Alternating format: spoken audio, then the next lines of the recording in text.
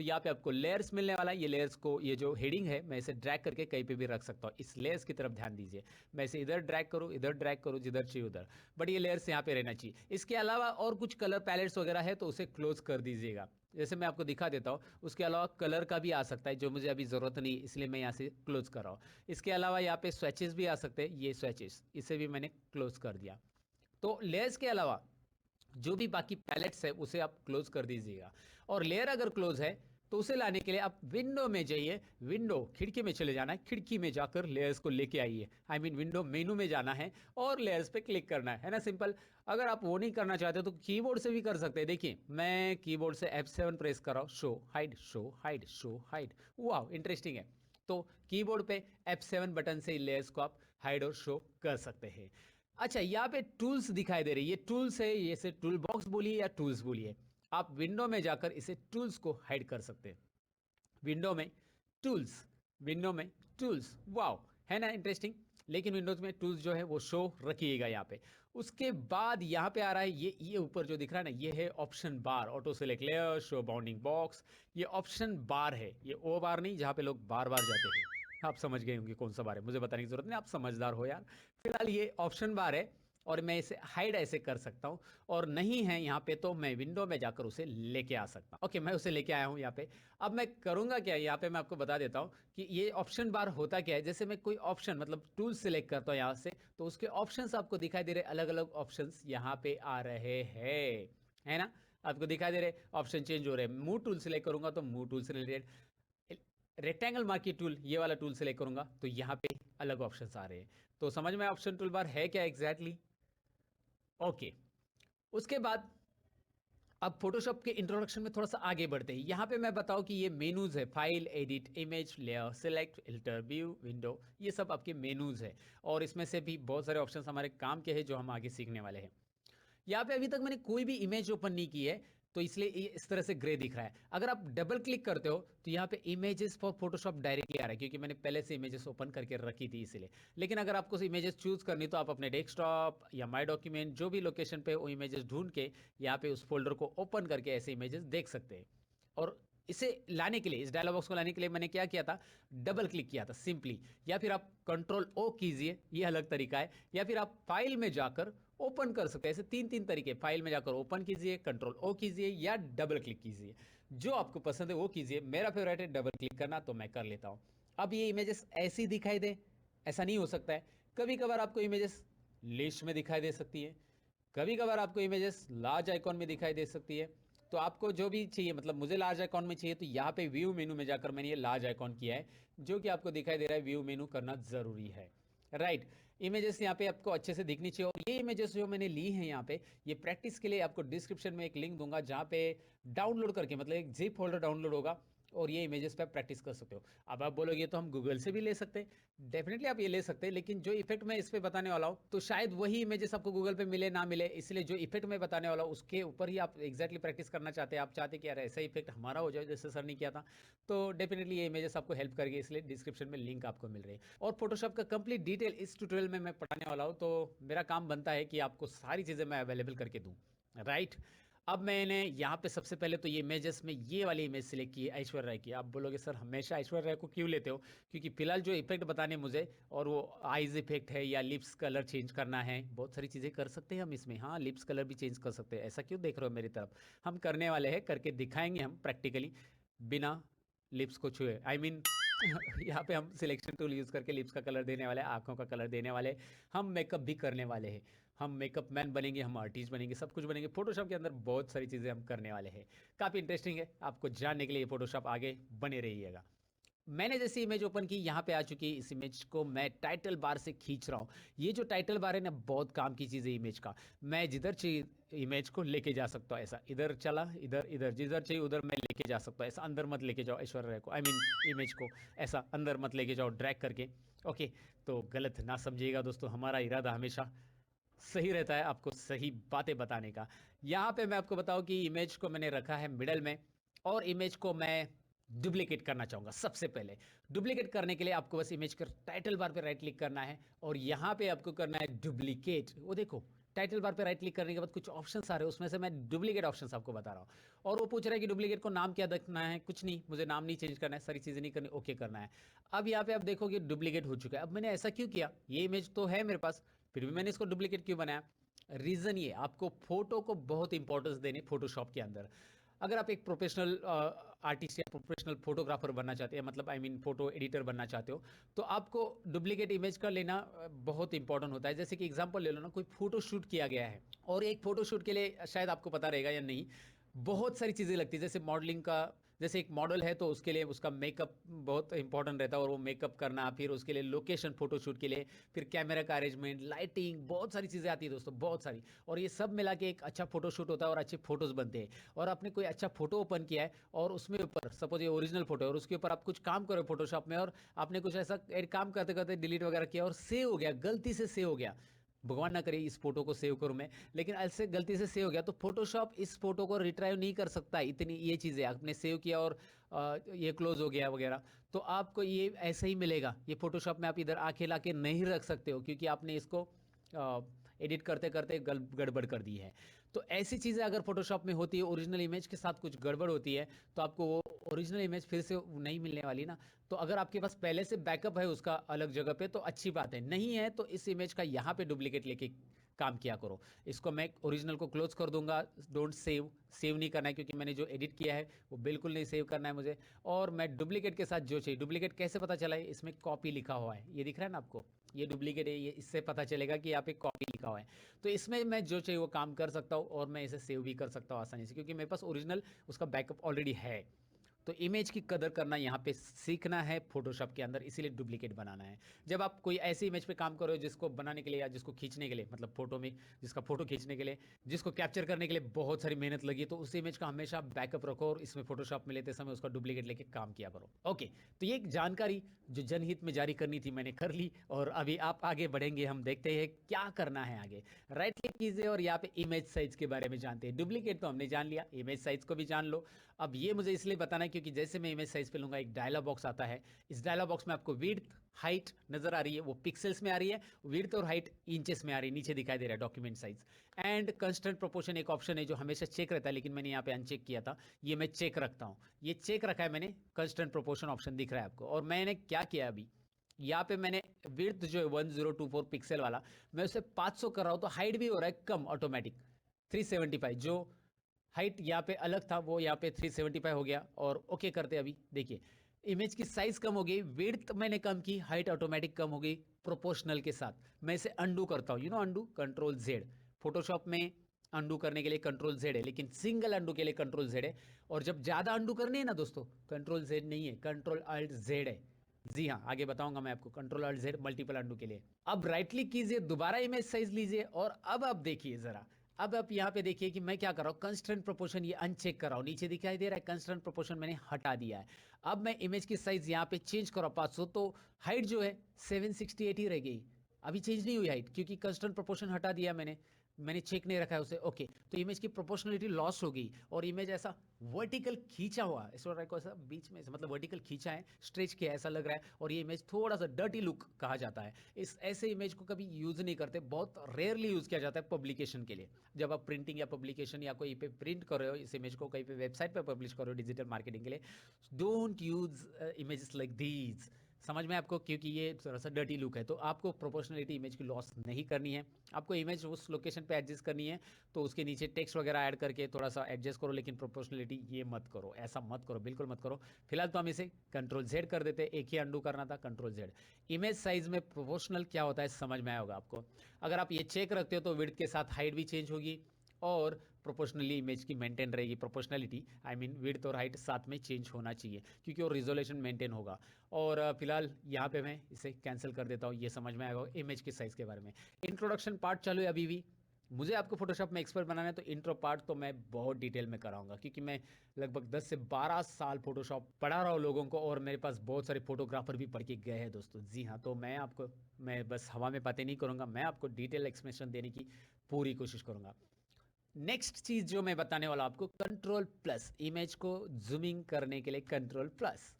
ओहो, image zoom हो गए और ये बहुत ज़्यादा जूम हो गई, control minus, zoom out, zoom in, zoom out. Zooming के लिए कंट्रोल प्लस कीजिए, कंट्रोल बटन होल्ड डाउन करना है कीबोर्ड पे और प्लस बटन प्रेस करते जाना है, माइनस बटन प्रेस करते जाओगे तो जूम आउट होगा।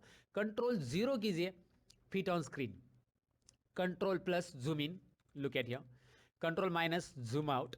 Control zero fit on screen. Remember, मुझे लगता है आप समझ गए होंगे। अब आपको मैं ये बताऊं कि यहाँ पे जो जूमिंग करता हूं मैं इमेज को, तो यहाँ पे इमेज जब पूरा जूम इन हो जाता है, इसका टोटल जूमिंग है 1600%। दिख रहा है आपको? टोटल जूमिंग फोटोशॉप इतना करता है। तो इमेज की पिक्सल्स दिखाई देते हैं, ये बॉक्स दिखाई दे रहे हैं ना, ये पिक्सल्स। और जब कभी भी इमेज के पिक्सल दिखाई देते तो हम बोलते हैं ना इमेज ब्लर हो गई, इमेज खराब हो गई, इमेज क्लैरिटी नहीं है, क्योंकि वो ब्लर इमेज यानी कि इमेज की पिक्सल नजर आते हैं हमें। ये छोटी सी चीज याद रखो, पिक्सल्स मतलब ये जो डॉट डॉट दिख रहे हैं ना, डॉट डॉट डॉट डॉट, ये box. So pixel means dot per inches. As a photographer या फोटोशॉप यूजर आपको पिक्सल्स के बारे में पता होना चाहिए। जो बॉक्स रहते हैं छोटे छोटे स्क्वायर में, उसे हम पिक्सल बोलते हैं। और 1 इंच में जितने ज़्यादा बॉक्स आते हैं उतना उसका रिजोल्यूशन होता है, याद रखिए। जैसे हम बोलते हैं ना मेगा पिक्सल का फोटो ये, या फिर ये कैमरा इतना मेगापिक्सल का है, मेगापिक्सल का है, मेगापिक्सल का है। तो ये पिक्सल्स मतलब वही होते हैं कि डॉट 1 इंच के अंदर जितने ज़्यादा आएंगे उतनी ज़्यादा क्लियरिटी होगी, क्योंकि डॉट की साइज़ कम होगी। 1 इंच के अंदर अगर 1000 डॉट आ गए तो डॉट की साइज़ बहुत कम होगी। अगर वो 500 आ गए तो डॉट की साइज़ बढ़ेगी, अगर वो 200 आए तो और बढ़ेगी, अगर वो 100 ही आ गए मतलब कम मेगापिक्सल है तो वो फिर बहुत बड़े बड़े डॉट्स रहेंगे और आपको इमेज की क्लैरिटी लॉस्ट रहेगी, राइट।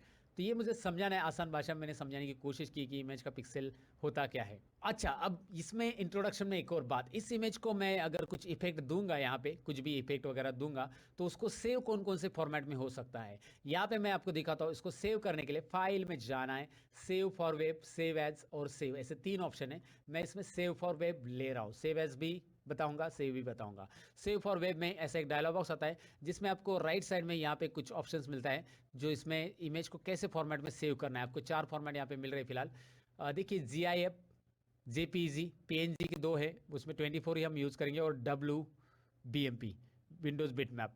तो इसका फुल फॉर्म मैं बताऊंगा और इसका यूज़ भी बताऊंगा। सबसे पहले तो चलिए JPG मैं बताना चाहूँगा आपको, क्योंकि हम हमेशा JPG इमेजेस बनाते हैं ज़्यादातर फोटोशॉप में।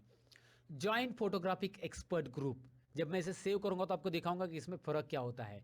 और BMP और JPG लगभग सिमिलर रहते हैं, आप देखने से उसे पहचान नहीं सकते, उसका एक्सटेंशन देख के आप पहचान सकते हैं कि ये JPG है या BMP है। लेकिन ज़्यादातर JPEG इमेजेस ही आपको गूगल पे मिलेगी, JPEG और JPG से बोला जाता है। और ये नॉर्मल इमेजेस आपको सभी JPG मिलती है। लेकिन GIF क्या होती है, जैसे कि आप किसी को व्हाट्सएप पे देखा होगा ना, आपने किसी ने कुछ भेजा आपको, जैसे एनिमेटेड टेक्स्ट आता है आई, फिर आता है लव, एनिमेट होके आता है, फिर उसके बाद आता है क्या आता है, माई इंडिया आता है। गलत ना समझिएगा, मुझे पता है आपने यू ही सोचा होगा सबने, लेकिन माई इंडिया आता है, आई लव और माई इंडिया, ये एनिमेटेड होके आता है टेक्स्ट। तो ये कैसे करना है ये फोटोशॉप में हम सीखेंगे। और उस इमेज को, पर्टिकुलर इमेज को GIF बोलते हैं, जिप इमेज या GIF मतलब graphic interchange format image. Graphic interchange होगा इमेज के अंदर, अंदर ही अंदर चेंज होगा, उसी को GIF इमेज बोलते हैं। ये फुल फॉर्म शायद आपको पता नहीं होगा। इस बात पे इस वीडियो को लाइक तो कीजिएगा दोस्तों, क्योंकि मैं जो चीज़ें बता रहा हूँ उसमें बहुत सारी डिटेल इंफॉर्मेशन रखी गई है, और आपको लगता है ये अच्छा है तो लाइक किया कीजिए वीडियो को, मतलब एक ही बार लाइक करना है, बार बार नहीं। तो यहाँ पे दूसरा मैं आपको बताऊँ कि PNG फॉर्मेट है, फोटोग्राफिक नेटवर्क ग्रुप इसका फुल फॉर्म होता है। और जो PNG फॉर्मेट की इमेजेस रहती है उसमें बैकग्राउंड नहीं रहता है, बैकग्राउंड लेस इमेजेस होती है, और उसे हम कहीं पे भी डायरेक्टली ड्रैग कर सकते हैं। ये काफ़ी इंटरेस्टिंग है, बहुत सारे लोगोज वगैरह PNG फॉर्मेट में रहते हैं। बहुत सारे सॉफ्टवेयर इंजीनियर्स को या वेब डेवलपर्स को या फिर डिजिटल मार्केटिंग करने वाले को PNG इमेजेस की बहुत ज़रूरत पड़ती है। तो एक फोटोग्राफ जो हमें बार बार यूज़ करना है उसे हम PNG बना के रखते हैं, और बाद में किधर भी ड्रैग करके उसे रख सकते हैं। ये भी हम देखने वाले हैं। और BMP तो मैंने आपको बताया JPG की तरह ही जनरली रहता है। तो ये 4 फॉर्मेट में इमेज सेव होती है। लेकिन फोटोशॉप की इमेज जो होती है, यहाँ पे मैं कैंसिल कर रहा हूँ, इसे सेव नहीं करूँगा, आगे बताऊँगा सेव। वो होती है, मैं इसे सेव नहीं करूँगा, सेव एज कर रहा हूँ आपको ये डायलॉग बॉक्स दिखाने के लिए, सेव एज का, क्योंकि सेव करूँगा तो ऑलरेडी उसी में सेव होगा जहाँ पे लोकेशन में इमेज ओपन है। तो इसलिए मैं क्या करूँगा, यहाँ पे इस डायलॉग बॉक्स में आपको दिखाऊंगा कि यहाँ पे फॉर्मेट आता है, और फोटोशॉप का जो नेटिव फॉर्मेट एक्सटेंशन रहता है वो है PSD। फोटोशॉप की इमेजेस हम PSD फॉर्मेट में सेव करते हैं। वो कैसे सेव होगी वो आगे देखेंगे इफेक्ट देने के बाद, और उसका साइज कितना आता है वो भी हम देखेंगे जरूर। अब ये तक कंप्लीट इंट्रोडक्शन फोटोशॉप का, लगभग 15 मिनट तो मैंने इसी में लिया, क्योंकि आपको फोटोशॉप समझना है तो भाई इंट्रोडक्शन तो समझना है। अब आपको इफेक्ट दिखाना शुरू करूंगा, एक एक टूल्स बताना शुरू करूंगा। चलिए,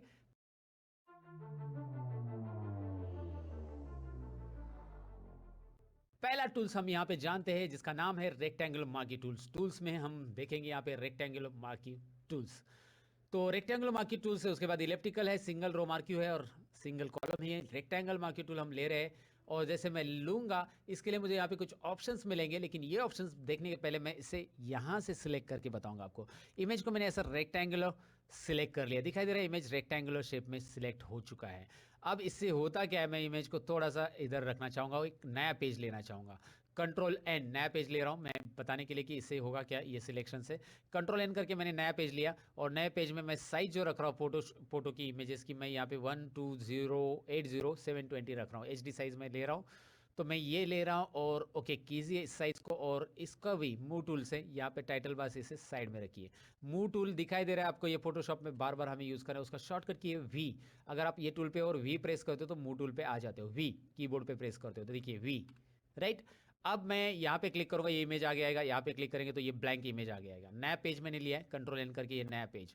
जब आप नया पेज लेते हो ना, एक बार और कंट्रोल एन करता हूँ मैं, यहाँ पे दिखाता हूँ, यहाँ पे आरजीबी रखना है नीचे, साइज में आरजीबी मतलब मोड में, कलर मोड में आरजीबी रेड ग्रीन ब्लू रखना है। नहीं तो अगर आपने इसे ग्रे स्केल रखा ना तो ब्लैक एंड व्हाइट इमेज आएगी, तो इसे आरजीबी रखो।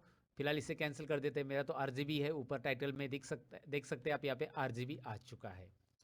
अब मैं इस इमेज को मूव टूल जैसे मैं लाऊंगा ना, इसके ऊपर देखो कैची जैसा आ रहा है ना सिंबल, कैची जैसा कट करके कट, वो तो इसे मैं ड्रैग करूंगा, यहाँ पे नहीं छोड़ूंगा, ड्रैग करके डायरेक्ट इस इमेज पे छोड़ूंगा। वाओ इंटरेस्टिंग है ना, ये यहाँ पे भी रहेगा और यहाँ पे भी मूव होके आ रहा है, राइट, कट होके आ रहा है आई मीन। तो आप इसे दूसरे तरीके से ले सकते हैं, एक तो कंट्रोल सी प्रेस कीजिए यहाँ पे और कंट्रोल वी बटन प्रेस कीजिए, कंट्रोल सी यहाँ पे आकर कंट्रोल वी, कॉपी पेस्ट तो आपको आता ही होगा, राइट। तो यहाँ पे मैं इसे मूव कर सकता हूँ। अब मैं नीचे वाला मूव करना चाहता हूँ, लेकिन मैं ड्रैग कर रहा हूँ तो नीचे वाले पे क्लिक करके ड्रैग कर रहा हूँ तो ऊपर वाला ही मूव हो रहा है। इसका रीजन ये है क्योंकि ये लेयर सिलेक्टेड है। लेयर्स टूल बार में देखिए, अभी हमारे पास जो जो हमने मूव करके रखे उसके लिए अलग अलग लेयर आ गए, लेयर 1 लेयर 2। अब मैं लेयर 1 सिलेक्ट करूंगा तो ये मूव होगा, लेयर 2 सिलेक्ट करूंगा तो ये मूव होगा। दिखाई दे रहा है ना यहाँ पे लेयर्स टूल बार, बहुत डिटेल में समझना है हमें यहाँ पे दोस्तों। और ये बैकग्राउंड है, वैसे बैकग्राउंड तो वाइट ही इसका, लेयर 1 लेयर 2। लेकिन मैं ऐसा नहीं हो सकता कि जिस पे मैं क्लिक करूँ वही ड्रैग हो जाए। अभी इस पे क्लिक करूँ ये ड्रैग हो रहा है, लेकिन जब मैं इस पे क्लिक करूँगा तो ऊपर ही ड्रैग हो रहा है। तो इसके लिए आपको ये जो ऑप्शन टूल बार है इसमें ये सेटिंग करनी है, और ये है ऑटो सिलेक्ट लेयर। ये ऑप्शन तभी आता है जब आपका मूव टूल सिलेक्टेड है, मेरा मूव टूल सिलेक्टेड है, याद रखिए ऑटो सिलेक्ट लेयर। तो ये सबसे पहले चेक कीजिएगा। अब जैसे आप फोटोशॉप इंस्टॉल कर रहे हो या जब आप प्रैक्टिस करो तो ये चेक कीजिएगा, ऑटो सिलेक्ट लेयर। अब होगा क्या, इस पे क्लिक करता हूँ, ऊपर देखिए ये लेयर सिलेक्ट हो गया, इस पे क्लिक करता हूँ ये लेयर सिलेक्ट, इस पे राइट, लेयर देखिए ऊपर ब्लू में आपको दिख रहा है सिलेक्शन। अब मैं इसे ड्रैग कर सकता हूँ, इसे ड्रैग कर सकता हूँ और दोनों को मैं ऐसा रख सकता हूँ। एक मैंने कॉपी पेस्ट से लिया था, यहाँ पे मैं ऐसा कॉर्नर में भी रख सकता हूँ, इसे यहाँ पे भी कॉर्नर में रख सकता हूँ।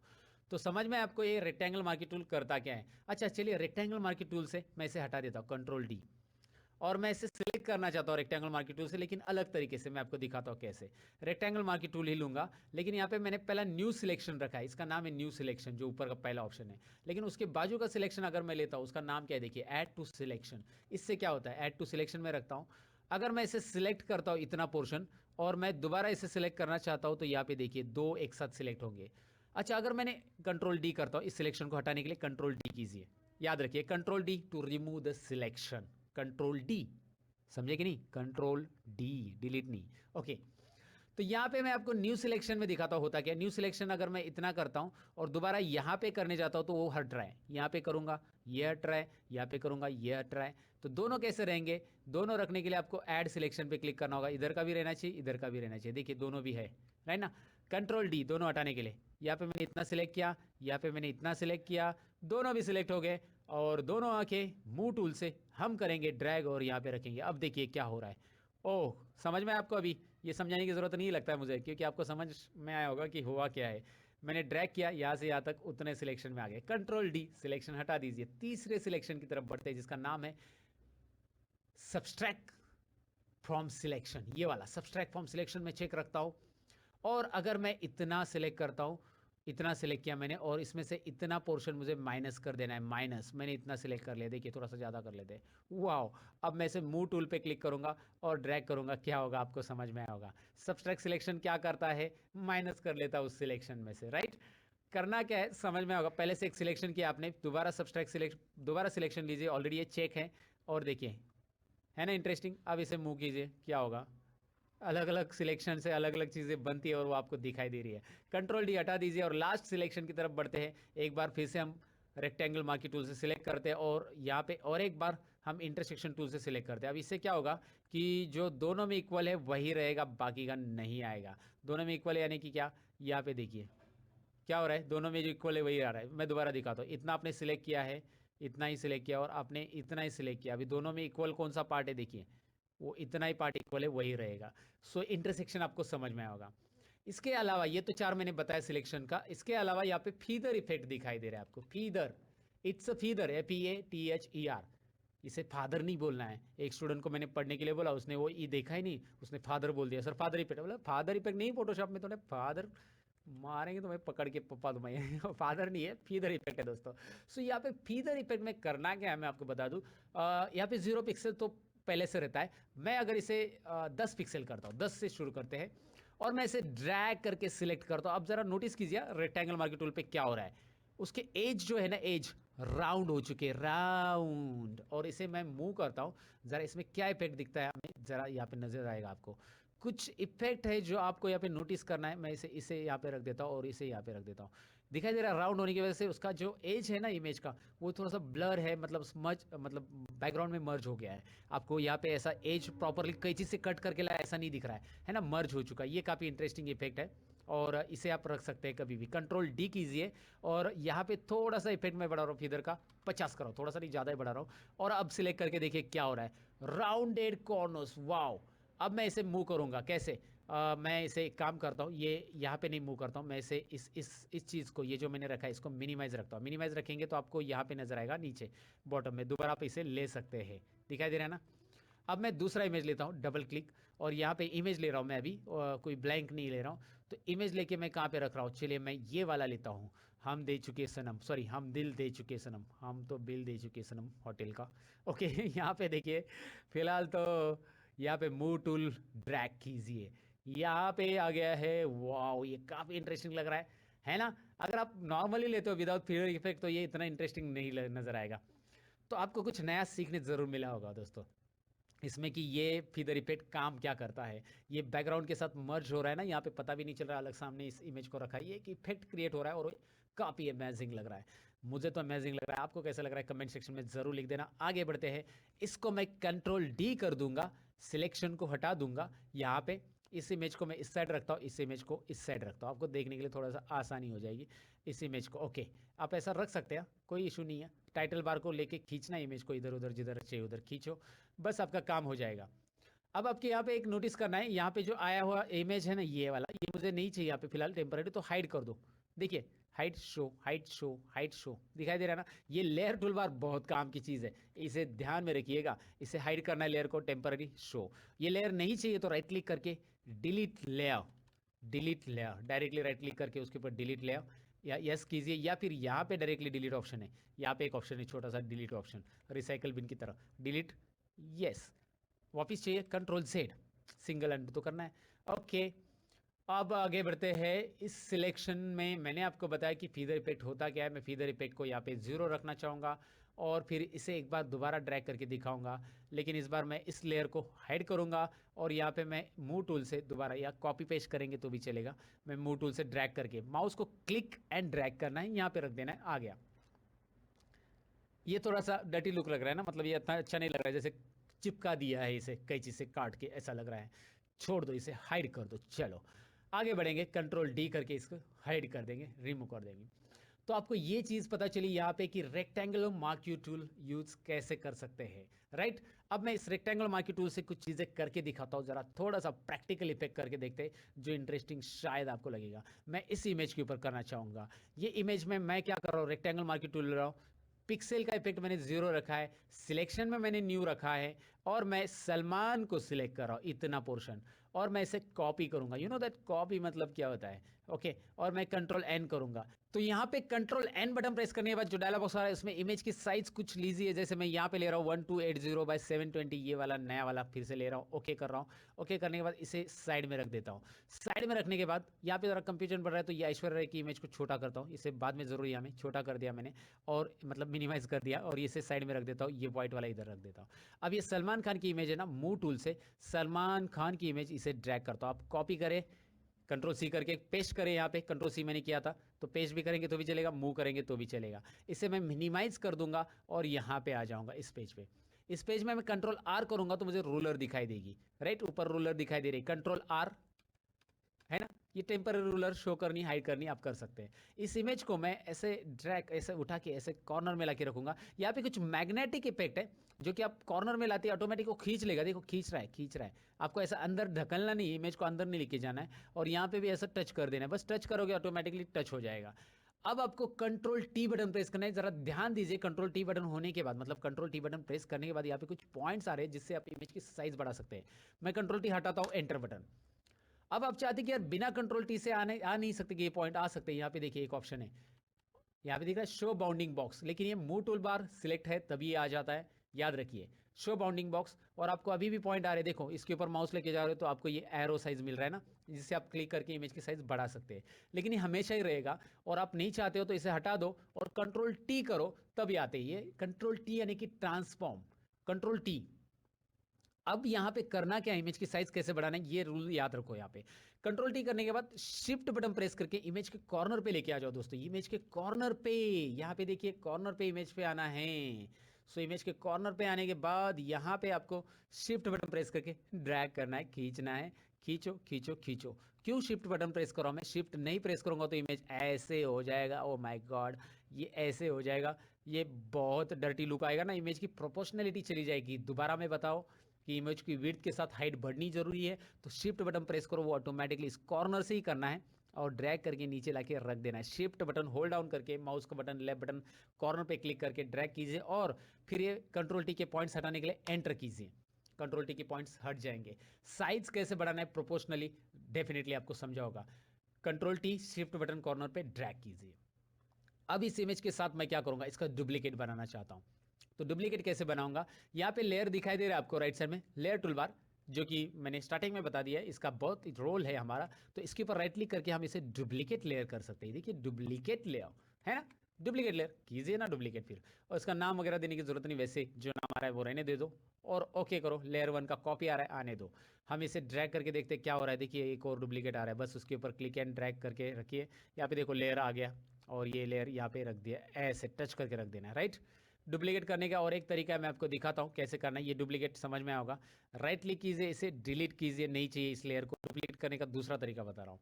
मेरे पास एक ही लेयर है, मैं करूंगा अल्ट बटन इस इमेज के ऊपर और ड्रैग करूंगा। लेकिन याद रखिए कि जब मैं अल्ट और ड्रैग कर रहा हूं तो ऑटो सिलेक्ट लेयर जरूरी है, यहाँ पे ये ऑप्शन चेक रहना चाहिए, राइट। तो ऑलरेडी वो चेक है मेरा ऑप्शन ऑटो सिलेक्ट लेयर।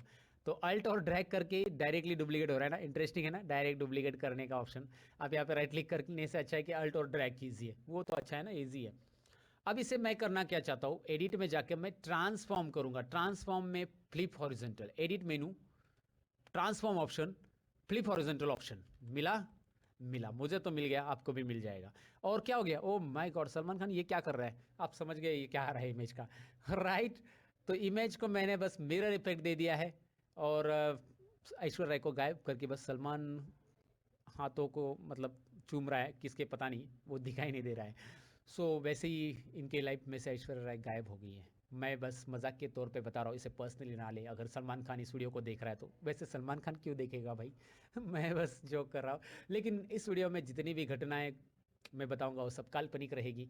हाँ ये ट्यूटोरियल वास्तविक है, लेकिन जो मैं मजाक करूंगा जो करूंगा वो काल्पनिक रहेगा, उसका वास्तविक जीवन से कोई भी संबंध नहीं रहेगा। बस आपको थोड़ा सा इंटरटेनिंग वे से पढ़ाने की मेरी कोशिश है, इसीलिए ये चीज़ें मैं बता रहा हूँ।